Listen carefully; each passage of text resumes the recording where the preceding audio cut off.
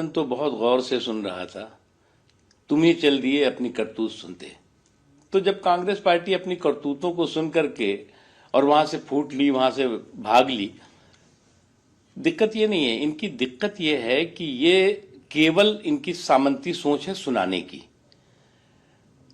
सुनने की जो कॉन्स्टिट्यूशनल सोच होनी चाहिए, जो संवैधानिक सोच होनी चाहिए, वो नहीं है।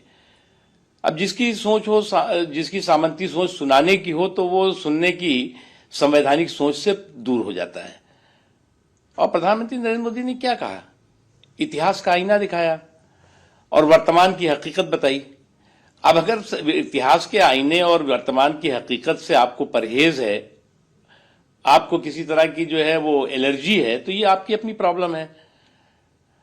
दूसरी एक महत्वपूर्ण चीज है कि आज की तारीख में कांग्रेस पार्टी या कांग्रेस पार्टी के जो और कुछ के साथ लगे हुए लोग हैं, वो इस बात को समझने को तैयार ही नहीं है कि देश आज क्या चाहता है, देश आज किस रास्ते पे चल रहा है, देश का आज आत्मनिर्भर भारत का सफल सफर किस मजबूती के साथ आगे बढ़ रहा है। ये चीज न समझने को तैयार है, न स्वीकार करने को तैयार है। किस तरह से संकट और कंटक काल में नरेंद्र मोदी जी ने देश के लोगों की सेहत और सलामती की को सुरक्षित तो एक तरफ रखा और दूसरी तरफ देश की आर्थिक ताने बाने को कमजोर होने दिया। दुनिया के आर्थिक संकट और कंटक के समय में, दुनिया के आर्थिक तंगी और मंदी के समय में भी देश को कमजोर नहीं होने दिया।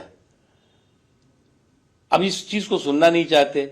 आपकी तो हमेशा ये कोशिश रहती है कि किस तरह से भ्रम पैदा करो, किस तरह से जो है वो मिस इन्फॉर्मेशन कैंपेन चलाओ, किस तरह से भारत को दुनिया में बदनाम करो। इस सनक में आप जो है वो घूम रहे हैं। मल्लिकार्जुन खड़गे गांधी जी का विचार तो बच्चा बच्चा जानता है जी। देखिए, गांधी जी के विचार के बारे में तो बच्चा बच्चा इस देश का जानता है। आजादी की लड़ाई खत्म होती है, उसके बाद महात्मा गांधी ने क्या कहा था कि कांग्रेस को खत्म कर देना चाहिए।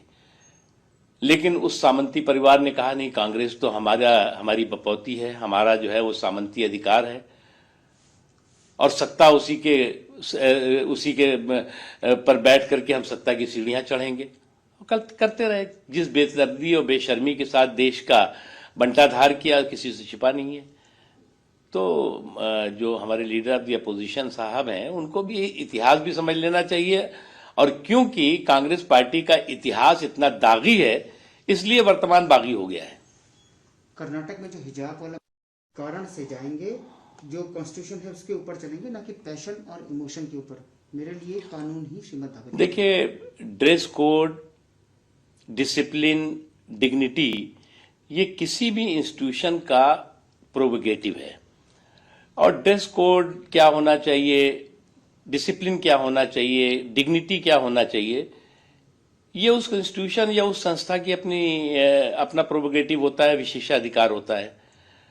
अब अनफॉर्चुनेटली कुछ लोग जिस तरह से इन मुद्दों पर भी सियासत कर रहे हैं, वो कतई जो है वो न तो उस समाज का भला कर रहे हैं जिसके नाम पे ही सियासत कर रहे हैं, न अपना भला कर रहे हैं। आप जो है हमेशा चाहते रहे कि वो आइसोलेशन में रहें। अब स्कूल ने कह दिया कि साहब आपकी एक अलग से आप बैठिए, आप लोग जो लोग कहते हैं कि हम बिना इसके नहीं बैठेंगे, तो आइसोलेट कर दिया। आइसोलेशन में जो है वो आप तरक्की के रास्ते पे नहीं चल सकते। और इस तरह का जो हिजाब पर जो फसाद चल रहा है, वो कौन लोग कर रहे हैं? अब एक राहुल गांधी जी बयान दे देते हैं। इनकी स्थिति तो ये है कि पहाड़ से गिरे तो खजूर पे अटके, गए थे गंगा जी नहाने, उनके गले लग गया हिजाब।